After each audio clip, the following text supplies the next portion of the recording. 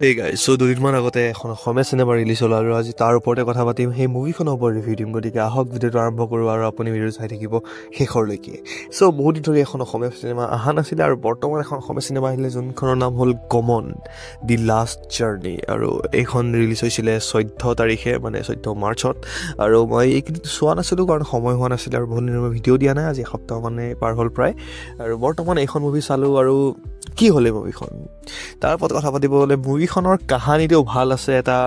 sensitive টপিকৰ ওপৰত গোটেই মুভিখন বনাইছে তেখেতসকলে মুভিখনৰ মানে যোনটো টপিক হয় সেইটো বহুত বেছি ভাল হয় ক'ব গ'লে আৰু আজিকালি মানে পৃথিৱীখনৰ লগত এটা জোৰাব পৰা এটা টপিক হয় আৰু লাইক মুভিখন তেখেতসকলে দেখাব চেষ্টা কৰে যে মানুহৰ অহংকাৰে পতন বা মানে অহংকাৰ কৰি লোভ কৰি এইবিলাক মানে একো কৰি লাভ নাই কাৰণ এদিন আমি চব মাটিতে মিহলি হৈ যাম এদিন সকলোৱে মৰি থাকিব লাগিলে আপুনি কোটিপতিয়ে নহওক কিয় বা আপুনি ভিক্ষাৰীয়ে নহওক কিয় সেই ভিক্ষাৰীজনেও মৰি যাব আৰু সেই কোটিপতি মানুহজনেও মৰি যাব লগত এক টকাও নিব নোৱাৰে তাৰ লগতে এডুকেশ্যন ছিষ্টেমৰ ওপৰত কিছুমান কথা দেখায় এডুকেশ্যনে মানুহক কি কৰিছে কি নকৰিছে আৰু সমাজৰ কিছুমান গুৰুত্বপূৰ্ণ বস্তু যোনবোৰ সমাজত আছে আৰু সেইবোৰ কিয় আছে কেনেকৈ আছে সেইবোৰৰ ওপৰত গোটেই মুভিখন চ' কাহানী বহুত বেছি ভাল নহয় ক'ব গ'লে কিন্তু টপিকটো বহুত বেছি ভাল হয় এনেকুৱা টপিকত মানুহক মানে এনেকুৱা টপিকত বনাব লাগে আৰু মানুহে এইটো টপিকক লৈ পেলাই অকণমান চিনচিয়াৰ হোৱাটো নিশ্চয় দৰকাৰ হয় কিন্তু প্ৰেজেণ্টেশ্যনটো মুভিখনৰ ইমান এটা ভাল নহ'ল চ' মানে আৰু এক্টিং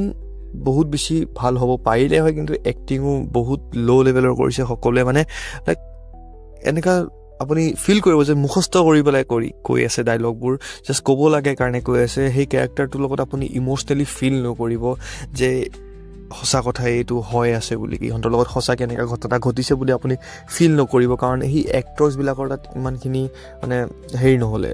সাহস নহ'লে বা ইমানখিনি দম নহ'লে যে সিহঁতে এক্টিংটো বহুত বেছি ভালকৈ কৰিব আৰু সেইটো কাৰণে আপুনি সেই যোগাযোগটো ফিল নকৰিব সেই এক্টৰকেইজনৰ লগত ইম'চনটো ফিল নকৰিব সেই টপিকটোৰ কিন্তু টপিক বহুত বেছি ভাল আছিলে খালি প্ৰেজেণ্টেশ্যন আৰু এক্টিঙৰ ক্ষেত্ৰত চিনেমাখনে মাৰ খাই গ'ল আৰু প্ৰেজেণ্টেশ্যনৰ কথা কিয় কাৰণে ক'লোঁ চাওক লাইক এটা চিনৰ লগত এটা চিন যোগ কৰোঁতে অকণমান লাইক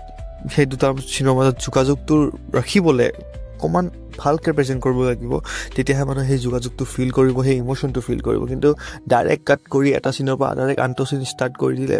তো সেইটো ডাইৰেক্ট ফিল নহয় সেনেকুৱাকৈ চ' সেই প্ৰেজেণ্টেশ্যনটো অকণমান ল' লেভেলৰ হ'ল সেইকাৰণে মুভিখন ইমান এটা ভাল নালাগিল বা মুভিখন ৰাইজে ইমান এটা চাব নগ'ল মই গ'লোঁ মুভিখন টপিকটোৰ কাৰণে আপুনিও যাব পাৰে মুভিখনৰ টপিকটোৰ কাৰণে মুভিখন এটা ট্ৰাই দিব পাৰে কিন্তু এক্টিঙৰ ওপৰত আপুনি যদি এক্সপেক্টেশ্যনছ লৈ পেলাই গৈ আছে তেন্তে লৈ পেলাই নাযাব কাৰণ এক্টিং একেবাৰে আপুনি ভাল নাপাব প্ৰেজেণ্টেশ্যনো ইমান এটা ভাল নহয় গতিকে আপুনি চাইছে নেকি মুভিখন মোক নিশ্চয় কমেণ্টত জনাব আৰু যদি চোৱা নাই তেন্তে টপিকটোৰ কাৰণে এবাৰ চাব পাৰে